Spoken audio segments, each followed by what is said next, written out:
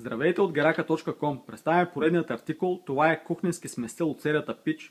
Един доста интересен смесител. Виждате каква форма има той. В него преобладава облед дизайн, но да обърнем внимание на самото тяло. Виждате как изглежда то. Отдолу е дебело, нагоре е с косяване. Ръкохватката също е единствената такава като дизайн. Ще покажем. Виждате каква е интересна. Нагоре е остричка, отдолу е по-плътна.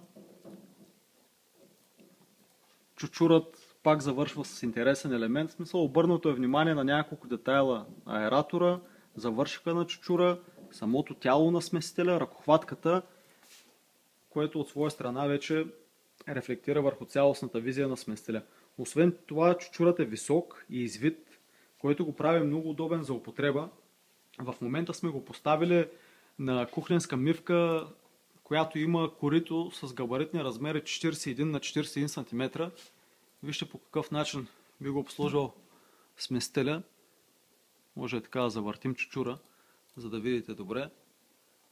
Като смесителя би могъл да бъде поставен и на по-голяма кухненска мивка с още по-голямо корито и би го обслужвал по същия начин, тъй като разкрива хубаво пространство между чучура и коритото, както и разстоянието от тялото на смесителя до чучура е доста подходящо, независимо от вида умивалник, който ще подберете.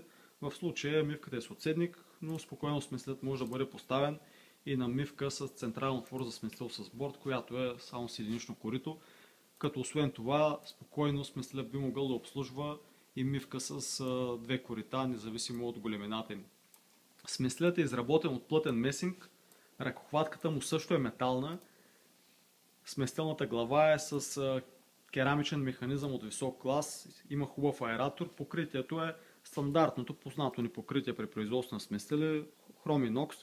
В комплекта на смесителя са включени крепежните елементи, шпилките с винтовете, полумесеца, уплътненията, меките връзки и не се налага да се закупува нищо допълнително за монтажа или ползването му.